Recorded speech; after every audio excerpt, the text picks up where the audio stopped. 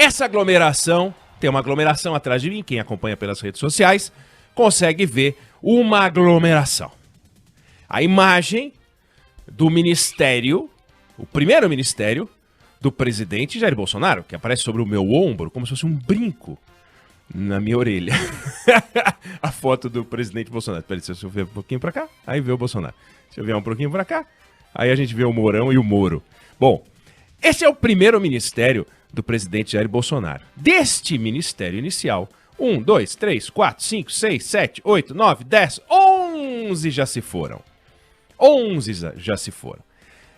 Ele tomou posse no dia 1 de janeiro de 2019, nós estamos no 22 de julho, e 11 já se foram. E haverá uma nova reforma ministerial, discreta, pela amplitude, mas profunda pela importância. Importância política, em primeiro lugar, que é o abraço, que eu não sei se ele dá no Centrão ou se o Centrão dá nele. Não faz muita diferença. Mas o abraço gostoso, aquele abraço, vem cá, que gostosinho. Agora a gente é tudo de mãozinho dada, vamos dar um juntinho. Então agora é juntinho.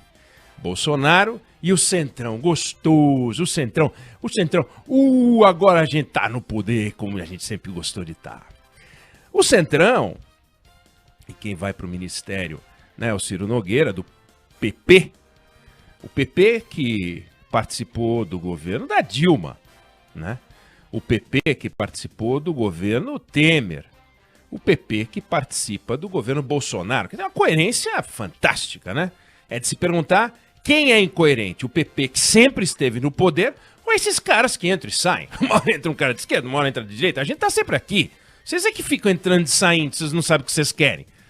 A gente tá sempre aqui. Você pode vir que nós estamos aqui para pegar uns cargão. Carguinho, se vocês não deixam, cargão. Mas se você não der cargão pra gente, a gente também faz umas ameaças bacanas, aí vocês dão um cargão pra nós. Então, agora, abraçou gostoso. Agora o PP é parte integrante mesmo, gostoso, né? É interessante que para fazer esse vai e vem com os cargos, para colocar o Ciro Nogueira na Casa Civil, teve que tirar o general Ramos e provavelmente colocá-lo na Secretaria-Geral, é o que se diz. E aí o Onyx Lorenzoni, aquele que passeia o tempo inteiro de ministério em ministério, ou seja, ele não tem uma obra, né? Ele fica itinerante, é um ministro itinerante. Ele iria para um ministério que pode ser do Emprego e Trabalho, ou do Trabalho e Previdência, Emprego e Previdência, um desses aí, eles vão inventar um nome lá para ele, para encaixar o bicho, né? E aí divide o Ministério da Economia e tal. É interessante, ele já foi Casa Civil, deixou uma marca tão fantástica que botaram ele para a cidadania, onde deixou uma marca tão fantástica que jogaram ele para a Secretaria-Geral, e agora para esse tal Emprego e Previdência, Trabalho e Previdência, ou seja, quarta pasta que vai ocupar o ministro Onyx Lorenzoni.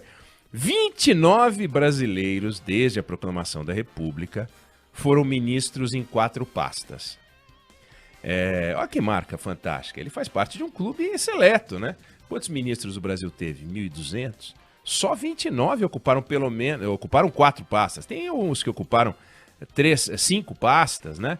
Alguns ocuparam 6. Tem um cara que chegou a ocupar 8 pastas. 8 pastas, é uma coisa incrível.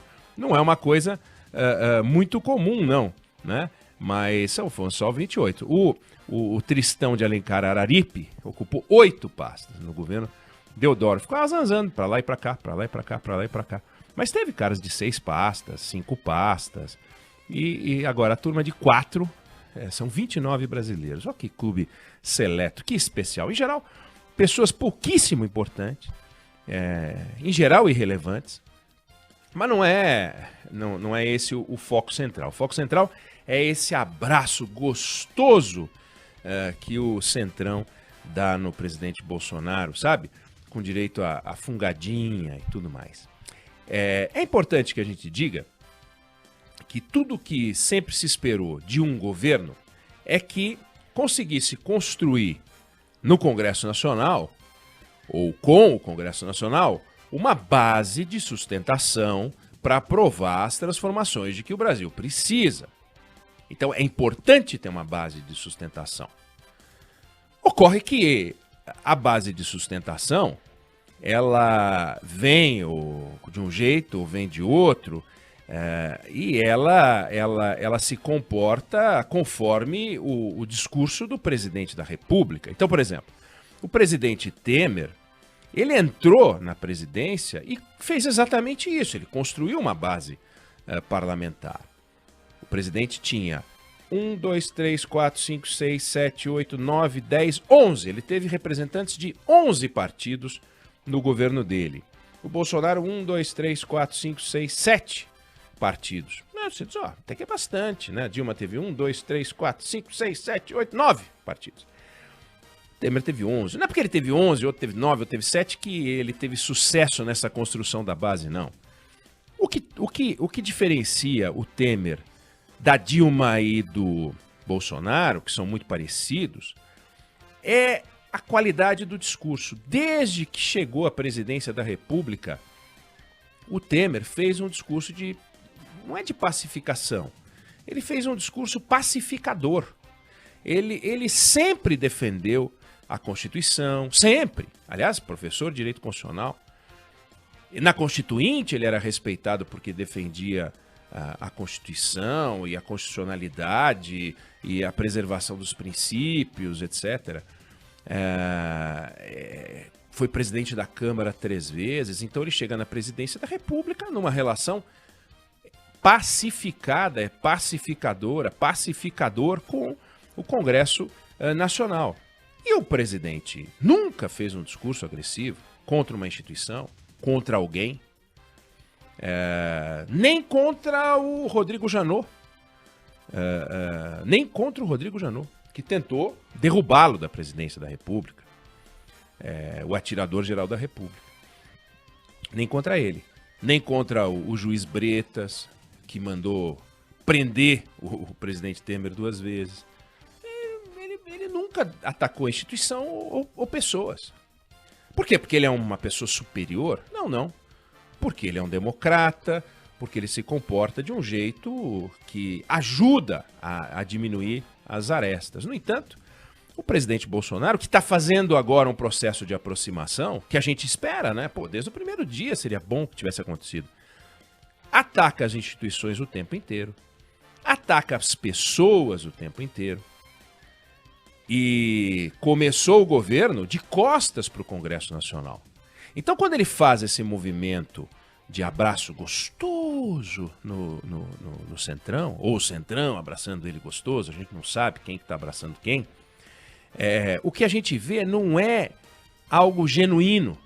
O que a gente observa é que não é algo natural nele. Tanto que ele quis montar o seu governo com militares, com amigos, quis botar o filho na embaixada dos Estados Unidos, né? Ele confiava no filho, não tinha um diplomata que ele pudesse mandar para os Estados Unidos, tinha que mandar o filho. E agora ele faz o que a Dilma tentou fazer também, que também tinha um problema seríssimo de relacionamento com o Congresso.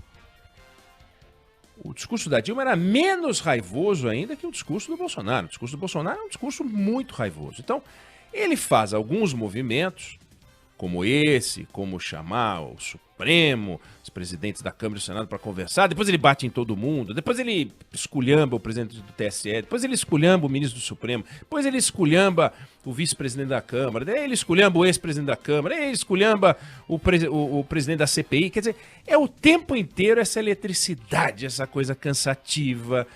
E aí ele pega e fala, agora vamos para o Centrão. Então o Centrão vai, o Ciro Nogueira provavelmente será o novo ministro da Casa Civil, vai para lá, vai ganhar espaço político, vai aumentar a bancada do partido dele, que é o que interessa, vai usar o poder do jeito que ele sabe usar o poder, vai crescer, vai ganhar musculatura, para que o próximo presidente, seja o Bolsonaro, seja outro, venha abraçar ainda mais, ou eles abraçarem ainda mais o novo governo. Agora, essa é a questão. Não é que está tarde para o presidente fazer isso, né? É pena que ele demorou para criar uma relação institucional e ele precisa, entre outras coisas, não basta pegar e dar o cargo para o Ciro Nogueira, ele precisa perceber que o discurso dele, se não for um discurso coerente, as pessoas percebem que tem um lado fake. E é isso que fragiliza hoje a popularidade dele. É o ar de que há uma incoerência entre as coisas que ele fala, as coisas que ele faz, um ar artificial nessa postura pacificadora. Ele é muito agressivo, sempre foi muito agressivo, de repente faz um gesto aqui e ali. E pode ter certeza que na hora da posse do Ciro Nogueira vai fazer um discurso todo arrumadinho e tal. Ele precisa colocar na cabeça dele que quando ele fala, não é uma fala, é um pronunciamento. Presidentes não falam, eles se pronunciam. Esse recado já foi dado a ele por um político muito experiente e já mandou esse recado para ele. Diga, por favor, ao presidente que presidente não fala, presidente se pronuncia. Cada vez que ele fala, ele produz um efeito muito grande na sociedade, muito grande no Congresso. Então, esse jogo, ele precisa tomar cuidado. E aí ele acha que, bom, se reforma ministerial ajudou governos anteriores, por que não o meu governo? Fernando Collor fez uma reforma ministerial, tarde demais, caiu. Foi nos profissionais, foi atrás do Jorge Bornhausen, foi atrás do então PFL, ele se aproximou dos melhores quadros para tentar pacificar. Tarde demais, tarde demais. Não vamos nem aqui discutir a natureza das denúncias contra o ex-presidente Collor. É mais do que sabido que havia várias e várias denúncias de corrupção. Mas era tarde demais. A Dilma Rousseff chegou a ser reeleita.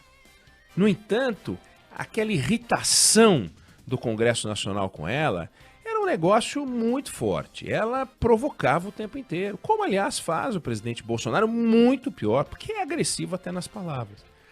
Então, vamos torcer para que a partir da semana que vem, quando essa reforma deve se materializar, talvez seja até um pouco maior, a gente entre numa nova etapa. Difícil acreditar que será uma nova etapa muito diferente daquilo que a gente vê. Porque não é possível que o presidente Bolsonaro vá se comportar da seguinte forma: o Usain Bolt sai para correr 100 metros, os primeiros 50 metros ele corre bem devagarzinho, para depois dar uma corrida e passar todo mundo. Não é assim. O Usain Bolt, de fato, corre até melhor a segunda metade da prova do que a primeira, mas ele corre o máximo que ele pode nas duas. Será que o Bolsonaro falou, não, eu vou me comportar desse jeito meio atabalhoado de janeiro de 2019 até julho de 2021? Aí depois, bicho, aí nós vamos caprichar, vamos botar pra quebrar, aí nós vamos fazer um governo que vocês vão ver, no Brasil vai crescer um monte e tal. Não é assim, né? Não é isso que a gente imagina. Mas não, a gente tem que torcer. A gente tem que torcer, eu tô na torcida. Ciro Nogueira é um ministro talentoso, é jeitoso, Casa Civil é um ministério importantíssimo para construir relações. Se ele entregar para os profissionais a gestão do governo dele, ele pode realmente, de repente, conseguir fazer mudanças, aprovar coisas no Congresso, que até agora tá, olha, vou te falar, tá um desastre, né? A reforma previdenciária passou, herança do governo anterior. Mas cadê o resto? Cadê o resto? Vem cá, cadê? Essa reforma tributária, a Juliana já veio aqui falar da reforma tributária mais de uma vez, é uma tragédia. Os especialistas estão com medo. Já tem gente falando que é melhor deixar como tá. Pelo menos é uma ruindade que a gente já sabe qual é. Essa nova ruindade aí é uma tragédia. Estão reclamando imposto de renda. Zé Roberto Mendonça de Barros falou isso com a gente no comentário da semana passada. Sentou a porrada na reforma tributária. A reforma administrativa é uma piada sem graça. Não estão reformando coisa nenhuma, não estão revendo as estruturas do Estado. Enganação governamental, enganação total, palhaçada, enganando a gente. E essas são as reformas. Cadê as privatizações? A lista de empresas privatizadas, se ele for ganhar a eleição pela lista de empresas que ele vai privatizar, já ganhou, primeiro turno. Agora, se ele for ganhar a eleição pela lista de empresas que ele privatizou, vai ficar em último lugar, né? Perde até por aqueles Cabo da Ciolo, aqueles troços, porque não privatizou coisa nenhuma, pouquíssima coisa. Muito blá blá blá. As promessas do ministro Tarcísio são fabulosas, as realizações do ministro Tarcísio são relativas. Tá empenhado um bom quadro, tá nessa fotografia que aparece atrás de mim, é um dos que permaneceram, vale a pena, um bom profissional como a Tereza Cristina, bom quadro, tem bons quadros, né? Uns poucos, raros, vai. Esses dois merecem realmente destaque e respeito, elogio à qualidade da escolha. Mas vamos observar daqui para frente, deixando claro que não adianta fingir que você gosta de um troço que você não gosta. Não adianta, sabe? Eu não gosto de mandioquinha. Eu não sei se a Débora Alfano gosta de mandioquinha. E eu não gosto de mandioquinha. Não adianta eu fingir que eu gosto de mandioquinha, sabe? Eu não gosto do cheiro da mandioquinha. Eu não gosto. Me incomoda, sabe? Então, se você não gosta do Congresso Nacional, se você não gosta de deputado, de senador, se você só gosta de ficar falando com teus amigos, entendeu? Isso transparece. Na hora que aparece a mandioquinha na minha frente, aquele cheiro, eu deixo claro que não é pra mim. Uma vez eu fui dar uma palestra, Débora, fui convidado para dar uma palestra, chegou lá no almoço, eram 200 e tantas pessoas, foi antes da pandemia, todos os pratos eram de mandioquinha. Aí você fica empurrando assim, né, com o talher, você só empurra de um lado pro outro. Mas o problema é que cheirava a mandioquinha do prato do lado, e a da mesa do lado, o andar cheirava a mandioquinha, o bairro cheirava a mandioquinha, o Waze já cheirava a mandioquinha, entendeu? Era um negócio incrível. Então, se a pessoa tem essa relação com a mandioquinha, eu tenho, imagina se você tem essa relação com os políticos, entende? Fica claro que você não gosta muito daquilo. Então vamos ver como ele vai se comportar daqui para frente, como é que ele vai administrar essa agressividade atávica, como é que ele vai gerenciar e qual vai ser a força do Centrão para moderar o bicho, para acalmar. Calma, vamos com calma. A gente tem um Brasil para administrar, os brasileiros são muitos. E todos eles têm direito a progredir. Todos eles querem progredir, querem renda, tem os desempregados, tem os desalentados. São dezenas de milhões de pessoas esperando uma resposta do governo. E aí, o governo vai ficar nessa briga, voto impresso. Se não tiver voto impresso, tem que ter. Eu vou provar que tem fraude. Nós vamos ficar nisso, entendeu? Então vamos mudar a agenda, vamos falar das transformações, das reformas, da abertura da economia, as nações amigas, sabe? Desde o século XIX a gente fala disso. Abrir os portos às nações amigas, a gente nunca abriu os portos às nações amigas. Continuamos a ter um problema alto, sério para importação, continua a ter uma dificuldade para exportar, porque a gente não abre, não sabe, a gente não vai atrás. Tem um problema nacional muito grave e que este governo não enfrenta com a devida, com o devido empenho. Vamos ver se agora, né, com esse centrão dando esse abraço gotosinho, se as coisas começam a andar melhor.